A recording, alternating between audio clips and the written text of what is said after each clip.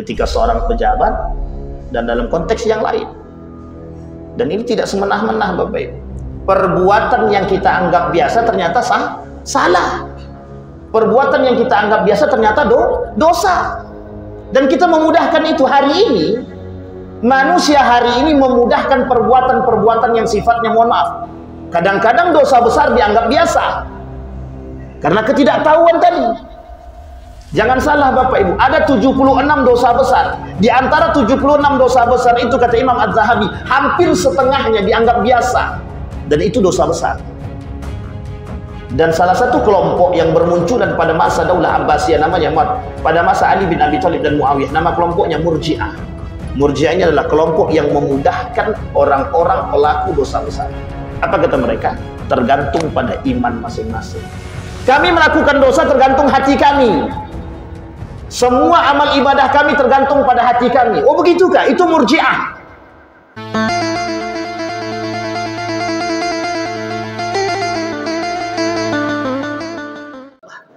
Baik Bapak Ibu sekalian yang berbahagia, malam hari ini saya ingin ungkapkan satu hadis baginda Nabi Muhammad SAW. Hadis ini diriwayatkan oleh Imam Ad-Dailami.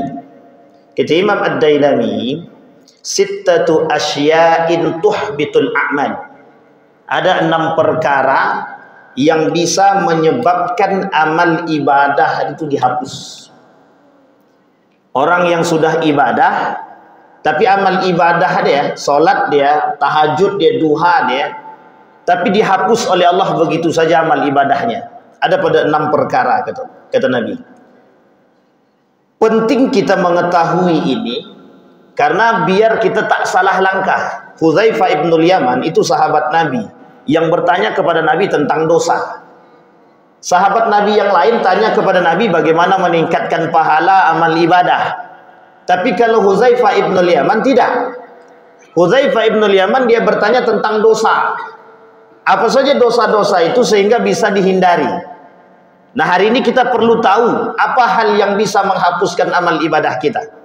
Misal ada umur 60 tahun, 70 tahun beribadah, rajin dengan ibadah dia, rupanya tergelincir, inzalaka atau insalaka, tergelincir dia dari perbuatan tadi. Misal tak sengaja atau misal disengaja, ini muskilah, masalah. Sehingga jangan sampai ibadah kita itu sia-sia. Karena Imam Al-Ghazali dalam kitabnya Kashifatul Qulub, saya pernah katakan di masjid ini juga, ibadah rajin, tahajud rajin, salat rajin, duha rajin. Tapi kata Allah, kata malaikat, aku diharamkan oleh Allah, aku dilarang oleh Allah untuk menuliskan namamu dalam catatan amal baik. Itu seorang alim yang sudah dipanggil alim dalam kacamata manusia.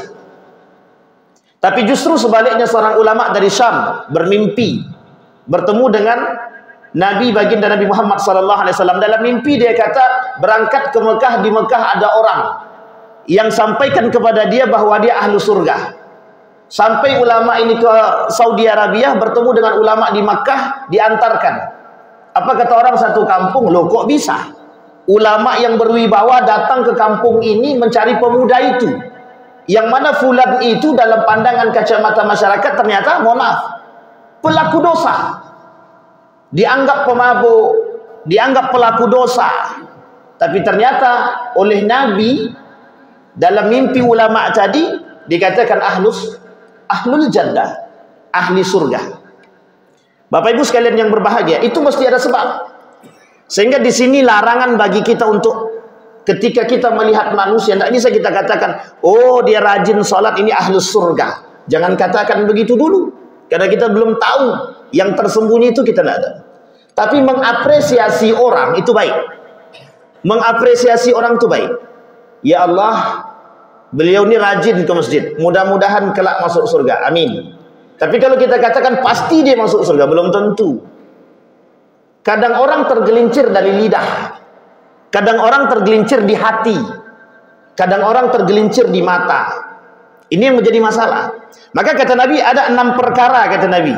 Sittatu asya'in tuhbitul a'mal. Paling tidak ada 6 perkara. Yang pertama kata Nabi, al-istighalu bi'uyubin nas atau al-istighalu bi'uyubil khalqi. Orang yang sibuk mencari kesalahan orang lain. Orang yang sibuk mencari aib orang lain dengan tujuan satu saja, untuk menjatuhkan orang tadi. Bapak Ibu sekalian yang berbahagia, ada konsep kedua, hampir mirip, namanya at-tajassus. Tajassus itu memata-matai orang, tapi dengan tujuan mencari kesalahan orang. Dicari dia, dibuat begini, besok Pak Ucup kau pura-pura berkawan ya sama si Anu tuh. Tengok bagaimana kebiasaan si Anu tuh, cari kesalahan si Anu tuh. Nanti kita jadikan dia bom untuk dia, untuk disebarluaskan aib dia. Oh, ini banyak, apalagi masa-masa sekarang nih. Masa-masa sekarang nih masa yang paling tepat untuk melakukan demikian. Maka kalau kita tidak melakukan pembenahan terhadap diri, rusak. Maka kalimat pertama kata Nabi, al-ishtighalu bi'uyubin nas, orang yang sibuk mencari aib orang lain. Pada hakikatnya manusia itu, kita ini, fitrahnya kita sebagai manusia selalu melihat fitrah kita, selalu mencari aib diri kita sendiri. Coba bayangkan sekali-sekali duduk di rumah, tengok aib masing-masing. Sudah sejauh mana aib aku ini tertutup? Jangan sampai satu saat Allah buka tuh aib, habis. Ketika Allah menutup aib manusia, satu orang manusia Allah bukakan aibnya, semua orang tak suka. Kita ambil contoh, banyak kasus, banyak. Sekarang ini di media, baik televisi, Instagram, dan lain sebagainya, media sosial, itu paling mudah menyebarkan aib orang. Tapi ingat, ketika aib orang tersebar, apa yang terjadi? Yang terjadi adalah merendahkan dan menghinakan manusia. Artinya apa? Orang yang aibnya terbuka di hadapan umum, itu sudah mudah-mudah, sudah sangat mudah untuk direndahkan. Oh, dia pelaku zina. Masih ingat kasusnya Bapak Ibu? Kasus para artis yang dulu pernah berzina, ketika Allah tampakkan aib mereka, apa yang terjadi? Begitulah Allah ingin merendahkan manusia. Tapi konsep sebaiknya apa? Man satara musliman satara Allah yaumal qiyamah. Seorang muslim yang menutup aib orang lain, Allah tutup aib dia rapat-rapat. Maka Bapak Ibu sekalian yang berbahagia, hari ini itu mungkin Allah masih tutup aib saya. Tapi kalau Allah hendak buka aib kita, habis. Tak ada orang yang hendak menghargai kita.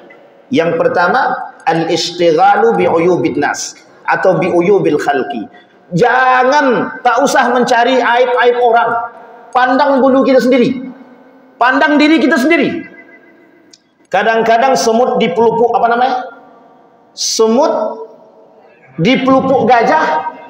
Oh salah, gajah di pelupuk mata tak nampak, semut seberang lautan nampak. Itu maksud dari itu. Untung dibenarkan Ustaz Mahfud. Dan lama tak belajar bahasa Indonesia kan begitu. Coba bayangkan, mudah mencari. Sedalam itu orang menyembunyikan aib dia, karena memang tujuan dia nak mencari aib orang, dapat. Oh, si Anu tu rupanya suka, mohon maaf, suka judi. Akhirnya disebarluaskan. Bapak Ibu sekalian yang berbahagia, ini masuk dalam kategori dosa besar. Apalagi kalau dia sudah sibuk mencari aib orang dan kemudian dia sebarkan. Kata para ulama, makna al-ishtighali bi uyubil khalqi itu ada 3, kata para ulama. 1, orang yang sibuk, makna orang yang sibuk mencari aib orang lain itu 1. Ketika dia mencari aib orang lain, dia dapat. Setelah dia dapat, dia sebarkan. Setelah dia sebarkan, dia jadikan kunci. Kau mau tak aib kau aku sebar? Kalau tak mau aib kau aku sebar, traktir aku makan dulu. Ini masih mending. Mau tak aib kau aku sebar? Kalau tak mau aib kau aku sebar, sekarang kau mundur dari jabatan kau. Bisa jadi. Sangat bisa sekali. Maka Bapak Ibu sekalian yang berbahagia, kalau hari ini Bapak Ibu menengok, mohon maaf, menengok hari ini orang-orang sibuk akan mencari aib orang lain, apa kepentingan mereka? Selain daripada kepentingan dunia dan perut mereka, tidak ada. Karena kalau orang tak punya kepentingan, dia tidak mau cari aib orang. Ngapain? Capek-capek mencari aib orang, ternyata kita sendiri punya aib. Apa kata Nabi? Tuba liman syaghalahu aibahu an uyubin nas. Selamatlah orang yang sedang sibuk mencari aib diri dia sendiri, ketimbang mencari aib manusia. Bapak Ibu sekalian yang berbahagia, Saya ingin mengajak Bapak Ibu melihat keadaan kita hari ini, baik di sekeliling kita maupun dalam skala besar. Betapa hari ini manusia selalu mencari dan mengorek aib orang lain tanpa mau melihat kepada diri dia sendiri. Kalaulah aib ini saling menyebarkan, antara satu dan yang lain saling menyebarkan aib, mau sampai kapan umat muslim itu seperti ini tingkahnya? Mau sampai kapan umat muslim bersatu? Tidak akan bersatu. Kenapa tak akan bersatu? Karena setiap muslim saling mencari kelemahan masing-masing. Sehingga kalau bisa, dan usahakan harus bisa, kita yang sadar, yang mengerti, jangan sampai. Karena kadang-kadang kita yang pelaku, dan kita berharap dengan perbuatan demikian bisa menjatuhkan kehormatan orang lain. Ingat, ketika kita menjatuhkan kehormatan orang lain, Allah tidak tidur, bahwa Allah kelak akan menjatuhkan kehormatanmu, bahkan mungkin lebih daripada itu. Bapak Ibu sekalian yang berbahagia, itu perlu diperhatikan. Karena memang kadang-kadang orang-orang selalu ingin mencari, mengorek-ngorek, ingin mencari kelemahan orang lain. Coba kita pandang kebaikan orang, jangan keburukan orang yang kita pandang. Dan coba gunakan kacamata yang sehat, akal yang sehat. Semua manusia yang penjahat itu belum tentu jahat seutuhnya, tapi semua manusia yang baik belum tentu baik. Karena di hadapan Allah belum tentu baik. Di hadapan manusia baik, di hadapan Allah. Seperti yang dikatakan Imam Al-Ghazali tadi, siapa yang tahu seorang alim rajin ibadah ternyata diharamkan oleh Allah malaikat untuk menuliskan nama dia? Kita tak tahu. Maka kita tak boleh menjustifikasi orang sesuka hati kita. Itu yang pertama. Dalam hadis Nabi mengatakan begini, man nazara fi uyubin nas amiya an uyubi nafsihi. Orang yang selalu sibuk dengan aib orang lain, dia mesti lupa dengan aib diri dia sendiri. Mesti lupa. Itu yang pertama. Yang kedua kata Nabi, qaswatul qalbi, keras hati. Ini paling banyak hari ini Bapak Ibu. Selalu ingin merasa benar. Ada salah satu perbuatan masuk dalam kategori syirik kecil. Syirik kecil. Nama dia sum'ah. Pelaku sum'ah itu selalu ingin merasa didengar. Dia selalu ingin merasa didengar. Tak mau mendengarkan pendapat orang lain. Itu yang pertama. Yang kedua, ada orang yang selalu merasa betul. Pokoknya diri dia paling benar. Bagaimanapun ibadah dia paling betul. Yang lain tak, salah. Dan suka menyalahkan orang. Seakan-akan surga itu milik dia sendiri saja. Kalau surga milik Anda sendiri, Anda ngontrak, Anda punya sewa di sana, silahkan ambil. Tapi ingat itu cuma ngontrak, cuma sewa, belum memiliki seutuhnya. Artinya apa? Kata Nabi di akhir zaman itu, kelak di akhir zaman kata Nabi, ada orang yang suka begitu, yang selalu menganggap diri paling benar. Kata Nabi, maka Bapak Ibu sekalian yang berbahagia, kalau kita mengkaji hadis-hadis fitnah akhir zaman, banyak sekali hadis-hadis itu, yang semua hadis itu kalau kita merujuk kepada keadaan kita hari ini hampir mirip. Kita ambil contoh misalkan. Kita ambil contoh. Kata Nabi, kelak di akhir zaman itu yang halal dan yang haram itu tidak jelas. Yang paling banyak syubhat kata Nabi. Sekarang Bapak Ibu tengok sendirilah. Yang menghalalkan yang haram ada, yang mengharamkan yang halal ada. Yang melakukan itu siapa? Muslim atau non-muslim? Muslim. Artinya apa? Kesadaran umat muslim terhadap halal haram sedikit. Membenarkan yang salah dan menyalahkan yang benar. Nampak apa tak nampak? Nampak. Orang pengkhianat dianggap jujur, orang jujur dianggap pengkhianat. Orang-orang yang amanah dianggap tidak amanah atau pengkhianat. Orang yang pengkhianat dianggap amanah. Dan ini hal-hal seperti ini kata Nabi. Dan itu kata Nabi yang terjadi kelak di akhir zaman. Maka Bapak Ibu sekalian yang berbahagia, poin yang kedua yang bisa merusak amal ibadah kita, tuhbitul a'mal kata Nabi, qaswatul qalbi, orang yang keras hati. Keras hati itu apa? Orang yang selalu merasa paling benar. Ali radhiyallahu an Ketika Ali bin Abi Thalib berkata, ketika manusia melakukan perbuatan maksiat atau nifak, di dalam hati dia sedang dia tanamkan tinta hitam. Semakin hari dia melakukan maksiat, maka tinta hitam itu semakin besar. Kalau tinta hitam ini semakin besar, itu sulit bagi dia untuk menerima nasihat, tak masuk. Apapun perkataan orang tak masuk. Kenapa? Karena tak mau menerima nasihat. Sehingga kebenaran bagi dia mutlak untuk diri dia sendiri. Maka kita kasih tahu bahwa surga itu milik dia, bukan milik yang lain. Kenapa kita katakan demikian? Karena mereka tidak mau menerima nasihat. Itu yang pertama. Yang kedua, parahnya lagi, hari ini orang tak lebih suka berdiam diri pada posisi mereka masing-masing dan enggan memberikan nasihat dan perhatian kepada saudara dia sesama muslim. Coba bayangkan, setiap umat muslim tidak punya perhatian sesama muslim. Yang salah dibiarkan, tak ada nasihat untuk muslim. Apa yang terjadi? Kacau. Kacau bang. Setiap orang berpikir tentang lakum a'malakum wali a'mali. Setiap orang berpikir tentang amal ibadah masing-masing. Sementara kemungkaran terserak di mana-mana. Ada kemungkaran, ada. Ketika kemungkaran berserak di mana-mana, umat muslim cuma diam, apa yang terjadi?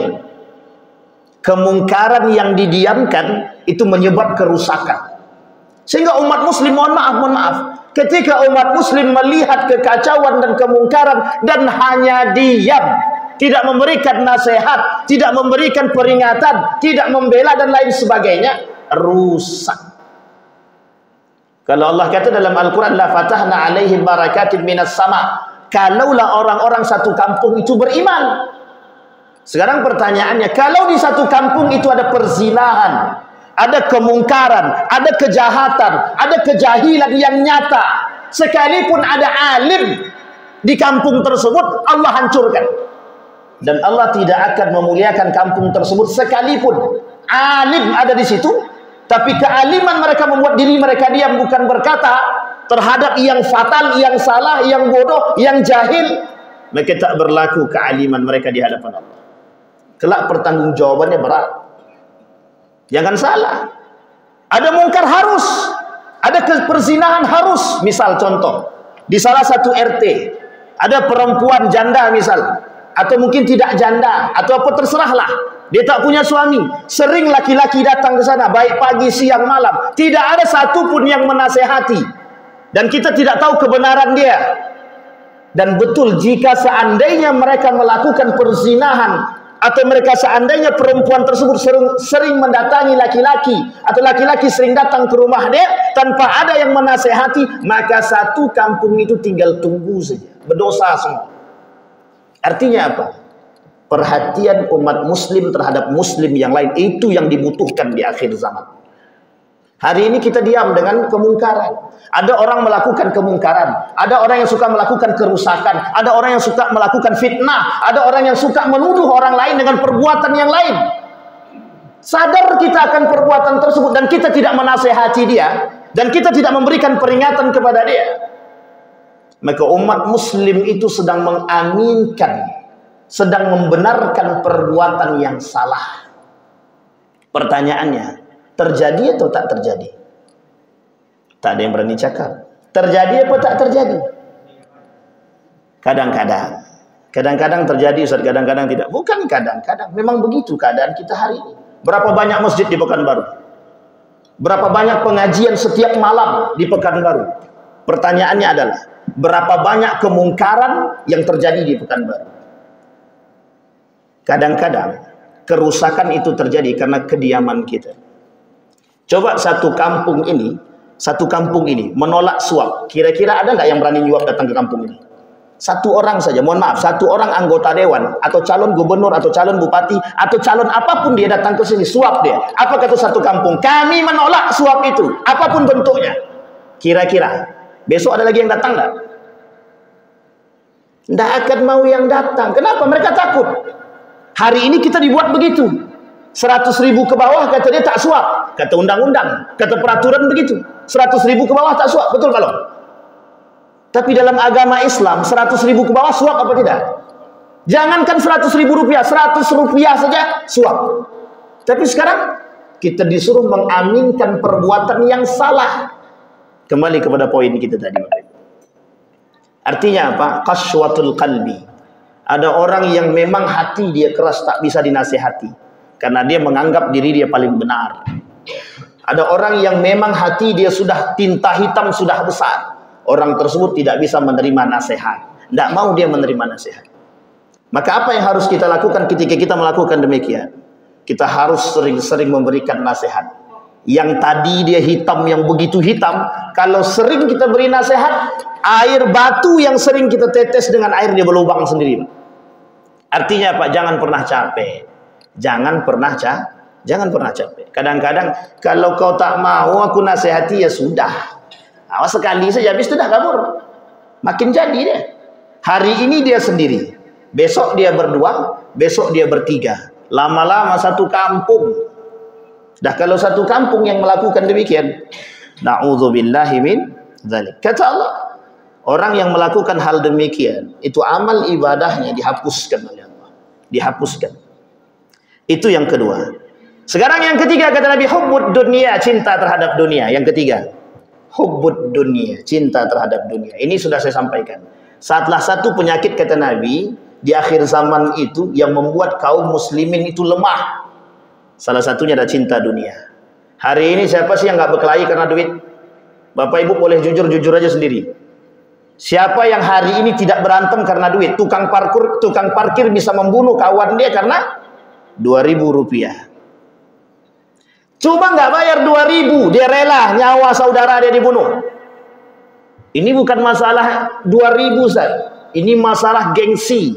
Ini masalah kehormatan. Bukan. Karena memang kita memikirkan perut kita. Maka kata Nabi, kelak di akhir zaman, la taqumus sa'ah hatta taraw, kata Nabi, tidak akan terjadi hari kiamat sampai kalian akan melihat nisa'uhum qiblatuhum wa butunuhum himmatuhum. Perempuan akan jadi kiblat bagi mereka dan perut mereka akan menjadi tujuan mereka. Nah, coba bayangkan Bapak Ibu. Itu kata Nabi. Artinya apa? Kecintaan manusia terhadap dunia menyebabkan mereka lemah. Artinya adalah mereka demi dunia, demi harta, demi jabatan, demi kekuasaan, apapun akan mereka jual. Sekalipun agama. Makanya Bapak Ibu sekalian yang berbahagia, kalau kita yang tidak punya harga diri, kalau kita tidak bisa menjaga kehormatan agama, kita yang direndahkan dan dihinakan oleh Allah. Artinya apa? Kita yang harus kuat, Bapak Ibu. Jangan karena harta, dikit-dikit karena harta, dikit-dikit karena duit. Bapak Ibu, mohon maaf. Masih banyak manusia yang lebih miskin daripada kita. Masih banyak. Tapi mereka masih banyak yang menjaga kehormatan keagamaan mereka. Kita masih bisa makan, Bapak Ibu. Masih banyak orang-orang yang tidak bisa makan. Rakyat Palestina melihat satu tetes air itu berharga bagi mereka. Rakyat Palestina, mereka cuma pengen makan enak, tidak berpikir bisa makan saja cukup. Bahkan air yang tergenang entah itu bersih atau tidak mereka minum. Demi apa? Demi menjaga kehormatan agama mereka. Sementara kita makan sudah enak, tapi masih bisa menjual agama. Makan sudah enak, tapi kehormatan agama kita tak jaga. Makan masih enak, tapi kita masih bisa cinta terhadap dunia. Makan masih bisa enak, mohon maaf. Tapi kita masih iri dengan saudara kita yang punya mobil lah, yang punya motor lah, mohon maaf. Kadang-kadang mereka yang punya motor, kita yang resek. Tidak ada rasa syukur.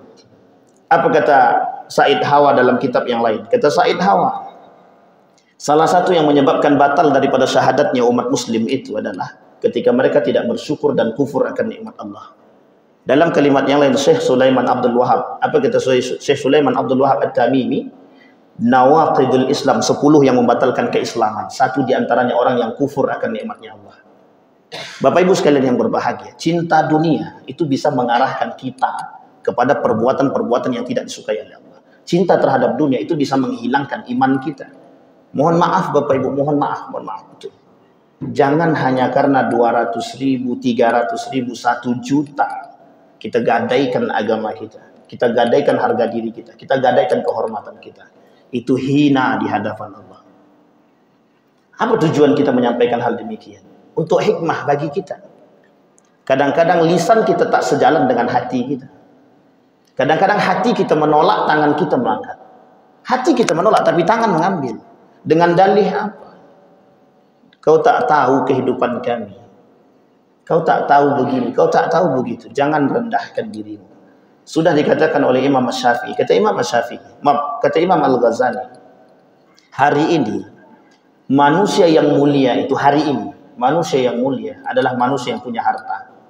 Tapi manusia yang punya iman tidak semulia mereka yang punya harta. Sehingga kata Imam Al-Ghazali, innad darahima taksur rijala mahabbatan wa majalisa. Kelak orang-orang yang punya wibawa itu, kata Imam Al-Ghazali, adalah mereka yang punya harta. Coba bayangkan Bapak Ibu, mohon maaf. Ketika Bapak Ibu melihat pada orang kaya yang menjadi donatur masjid, kita contohkan donatur masjid saja. Kira-kira orang kaya tadi kita hormati apa tidak? Sangat kita hormati. Tapi coba balik sebaliknya. Ada orang yang mohon maaf, mereka tidak menyumbang, mungkin hanya sekedar mendoakan dan sebagainya. Samakah penghormatan kita kepada mereka? Enggak sama. Sama Pak. Kalau Bapak Ibu dikunjungi, mohon maaf, rumah Bapak Ibu dikunjungi oleh bupati, Bapak Ibu sambut dengan baik apa dengan tidak baik? Sambut dengan baik apa tidak? Kasih makan apa tidak? Tapi coba yang datang orang miskin, Bapak usir atau Bapak kasih makan? Tergantung Ustaz. Tergantung apa dulu? Sampai di sini paham Bapak Ibu? Betapa terhormatnya mereka yang kita anggap punya uang hari ini. Tapi sungguh kata Imam Al-Ghazali, orang-orang seperti itu, mereka ketika kita melihat orang kaya, yang kita lihat bukan hartanya, tapi tengok akhlaknya. Sehingga bisa menjadi motivasi bagi kita. Kaya dia, akhlak dia baik, itu yang bagus. Tapi kaya dia tidak punya adab, dia ngapain kita contoh dia? Atau sebaliknya, ketika kita melihat orang yang di bawah kita miskin, yang kita lihat bukan hanya sekedar akhlak dia, tapi kita lihat hartanya. Kalau sedikit hartanya, banyak kita daripada dia, bersyukur kita. Itu yang ingin kita angkat. Maka kita Imam Al-Ghazali hari ini begitu.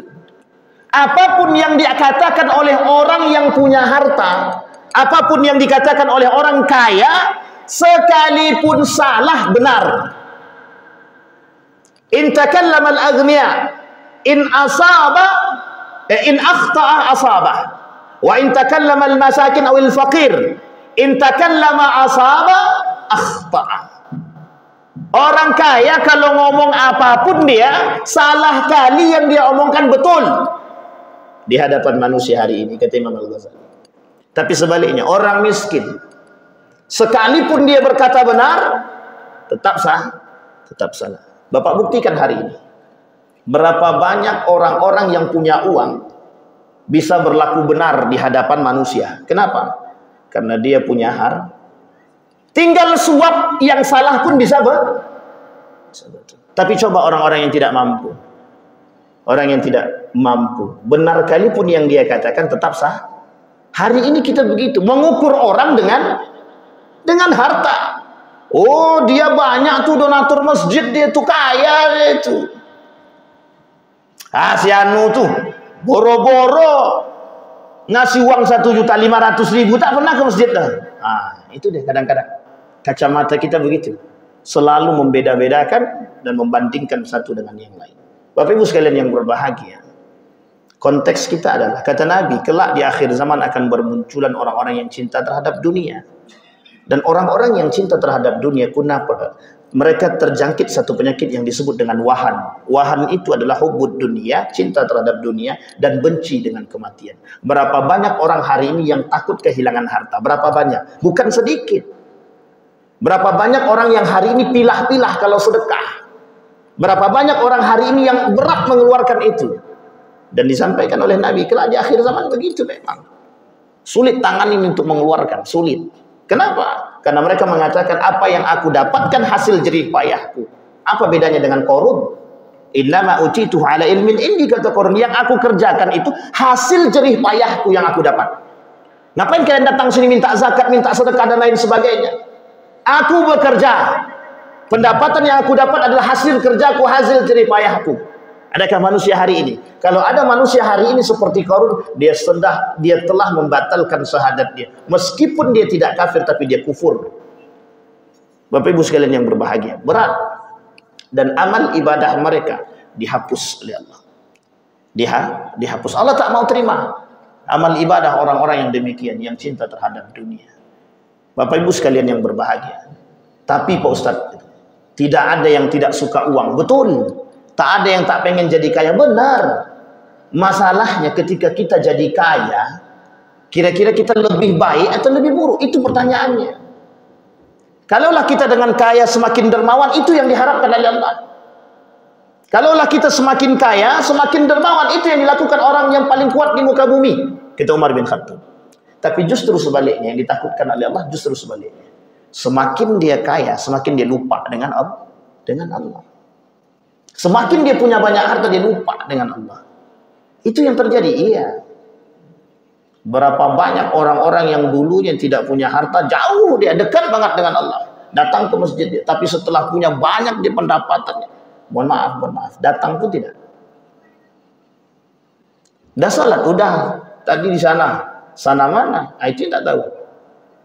Sampai di sini paham, Bapak Ibu. Jadi kadang-kadang kita butuh keseriusan untuk memahami. Kita harus hati-hati dengan apa yang kita lakukan. Hari ini kita harus rajin bersedekah. Minimal sedekah itu dengan lisan kita mendoakan saudara kita. Maka kata Nabi dalam riwayat yang lain, kalau doa pengen cepat dikabulkan, doakan orang lain. Kalau ketika kita mendoakan orang lain, apa yang kita doakan kepada orang lain itu balik ke kita. Itu cepat baliknya. Tapi kalau kita pelit dalam berdoa, ya beda tipis saja. Beda-beda tipis saja.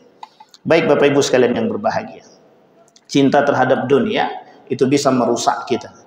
Kata Allah, inna amwalakum wa auladakum fitnah. Ujian kita adalah ketika Allah kasih kita harta. Dikasih harta itu ujian. Yang keempat, kata Nabi, qillatul haya. Orang yang tak punya rasa malu atau sedikit rasa malunya. Hari ini orang tak malu, Ustaz, bukan tak punya rasa malu, tak malu. Laki-laki dan perempuan boncengan itu haram apa tak haram? Tidak ada yang berani ngomong. Kenapa tak berani ngomong? Na'udzubillah min dzalik. Bapak Ibu sekalian yang berbahagia. Perbuatan yang biasa kita lihat adalah ketika seorang laki-laki dan perempuan berboncengan dan itu dianggap biasa. Itu tandanya rasa malu dia sudah tak ada. Kadang belum, mohon maaf, kadang suami orang dengan istri orang, meskipun dengan dalih apapun itu, bolehkah laki-laki dan perempuan berduaan? Apa hukumnya laki-laki dan perempuan berduaan? Haram. Tidak boleh. Apa hukumnya laki-laki dengan perempuan berjabat tangan? Haram. Hanya saja Yusuf Al-Qaradawi membolehkan dalam konteks yang lain yang berbeda. Ketika seorang pejabat dan dalam konteks yang lain. Dan ini tidak semenah-menah Bapak Ibu. Perbuatan yang kita anggap biasa ternyata salah. Perbuatan yang kita anggap biasa ternyata dosa. Dan kita memudahkan itu. Hari ini manusia hari ini memudahkan perbuatan-perbuatan yang sifatnya, mohon maaf, kadang-kadang dosa besar dianggap biasa karena ketidaktahuan tadi. Jangan salah Bapak Ibu, ada 76 dosa besar. Di antara 76 dosa besar itu kata Imam Az-Zahabi, hampir setengahnya dianggap biasa. Dan itu dosa besar. Dan salah satu kelompok yang bermunculan pada masa Daulah Abbasiyah namanya pada masa Ali bin Abi Thalib dan Muawiyah, nama kelompoknya Murji'ah. Murji'ah ini adalah kelompok yang memudahkan orang-orang pelaku dosa besar. Apa kata mereka? Tergantung pada iman masing-masing. Kami melakukan dosa tergantung hati kami. Semua amal ibadah kami tergantung pada hati kami. Oh begitukah? Itu Murji'ah. Aliran sesat. Dan itu yang terjadi. Dan sekarang bermunculan, tengok. Kemarin ada orang yang melarang jilbab. Pertanyaannya adalah, tahukah mereka kalau tidak pakai jilbab itu dosa besar? Tahu. Tapi mengapa kok dianggap biasa? Hari ini begitu. Orang menganggap dosa besar itu biasa. Kenapa? Karena mereka tak pernah takut dengan Allah. Karena bagi mereka dosa besar itu tergantung, setiap dosa yang dilakukan oleh manusia tergantung pada hati masing-masing. Tidak bisa. Orang yang melakukan perbuatan dosa besar, mereka terjerumus dalam perbuatan kufur. Habitat a'maluhum. Semua amal ibadah mereka dihapus oleh Allah. Coba bayangkan Bapak Ibu. Termasuk salah satunya ketika mereka tidak lagi punya rasa malu. Orang bergandeng tangan tak malu. Orang berpakaian terbuka tak malu. Orang tidak pakai kerudung tidak malu. Laki-laki membuka auratnya tidak malu. Orang yang memfitnah orang lain tidak malu. Orang yang suka menuduh orang lain tak punya malu. Kenapa tak punya malu? Mereka melakukan zina, narkoba, minum khamar, biasa. Hari ini pamer aurat itu biasa. Dan tidak punya rasa malu. Kenapa? Karena rasa malu dalam diri mereka sudah hilang. Apa penyebabnya? Penyebabnya adalah ketika dosa tadi dianggap biasa. Coba bayangkan kalau dalam benak kita tertanam dosa itu seram, dosa itu menakutkan, dosa itu menyedihkan. Saya kira tak ada yang mau melakukan dosa. Maka kenapa dosa, kenapa surga dan neraka tidak ditampakkan? Kenapa azab tidak ditampakkan? Dalam konteks fisiknya. Anggaplah seorang pelaku zina langsung ditampakkan oleh Allah azab akhiratnya, habis, tidak ada yang mau. Karena tidak akan melakukan. Kenapa? Karena dalam benak kita hari ini adalah kita anggap biasa semuanya. Tapi dari nenek moyang kami begitu besar, itu dia masalahnya. Yang harus kita benahi yang salah, bukan harus kita pegang yang salah tadi. Yang salah kita benarkan, yang benar kita pertahankan. Itu yang paling baik. Maka jangan salah. Rasa malu. Mengambil barang milik orang lain, salah apa tak salah? Mencuri apa tak mencuri? Mencuri. Tapi kan cuma sedikit, Ustaz. Udah minta belum? Belum. Biasakah? Biasa. Memakai sandal orang di luar tanpa ada izinnya, salah apa tak salah? Meskipun dikembalikan, salah apa tak salah? Dosa, ghasab. Dosa sama kayak mencuri. Tapi kan kami kembalikan, betul kami kembalikan. Pertanyaannya, Anda sudah izin atau belum? Anda telah memakai hak orang lain tanpa harus Anda kembalikan. Sekalipun Anda kembalikan, kelak Anda tetap berdosa. Sampai di sini paham Bapak Ibu? Ini nomor 4. Rasa malu tak ada lagi. Kita tak malu berbuat dosa, kita tak malu bermaksiat. Karena apa? Karena sudah terbiasa melakukan perbuatan dosa. Baik Bapak Ibu. Yang kelima, tulal amal, terlalu banyak berangan-angan. Terlalu banyak berangan-angan. Apa maksudnya terlalu banyak berangan-angan? Nanti kalau aku jadi gubernur, apa ya kira-kira? Mimpi gitu deh kan. Maksud saya paham Bapak Ibu ya? Jadi kita ini terlalu, manusia hari ini itu selalu ingin menjadi sesuatu. Tapi kadang-kadang dia lupa dengan pekerjaan yang di depan dia. Kerjakan dan lakukan sesuatu yang sudah nampak oleh kita. Tapi jangan pernah berangan-angan terlalu tinggi. Tapi Ustaz, kalau kami berangan-angan pengen naik haji, salah? Tak salah. Kalau kami berangan-angan pengen bisa umroh, tak salah. Asal jangan diam aja. Kami pengen umroh Ustaz, iya, tapi di rumah aja kami duduk. Itu yang salah tuh. Kami pengen haji Ustaz, iya, tapi dah daftar belum? Belum. Nanti tergantung Allah Ustaz. Iya bisa juga. Tapi memang kadang-kadang kecil kemungkinan itu. Artinya apa? Panjang angan-angan boleh.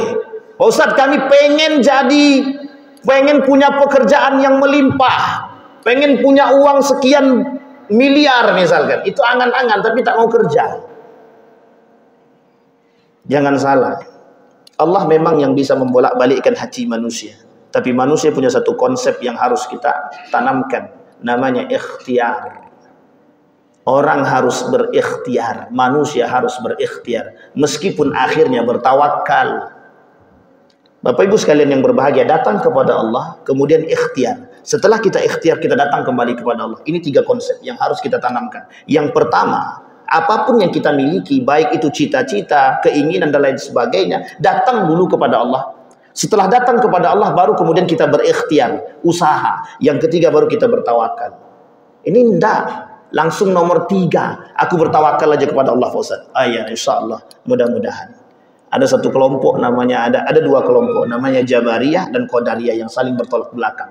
Dan itu oleh Syekh Hasim Al-As'ari dalam kitabnya Risalah Ahlus Sunnah wal Jamaah disebut itu kelompok-kelompok sesat. Bapak Ibu sekalian yang berbahagia, mudah-mudahan dia ada 10 hal yang menyebabkan ada 6 perbuatan yang bisa merusak amal ibadah. Kita tutup dengan yang terakhir, yang ke-6 Bapak Ibu sekalian yang berbahagia. Yang ke-6 itu adalah perkara yang paling berbahaya, adalah yang bisa membatalkan perbuatan kita adalah zalim kepada Allah, berkhianat kepada Allah, kemudian zalim kepada manusia. Salah satu perbuatan yang paling zalim yang kita lakukan kepada manusia adalah ketika kita menyakiti hati manusia. Nah, ini yang harus kita tanamkan Bapak Ibu. Salah satu perbuatan yang paling zalim terhadap manusia adalah ketika kita menyakiti hati manusia. Apapun bentuknya Bapak Ibu. Kelak kata Nabi di akhir zaman itu, di hari kiamat nanti, hatta yuqadu syatal jalha ila syatil qarna. Semua yang kita buat kezaliman kepada manusia, amal ibadah kita tadi diberikan kepada orang yang kita zalimi.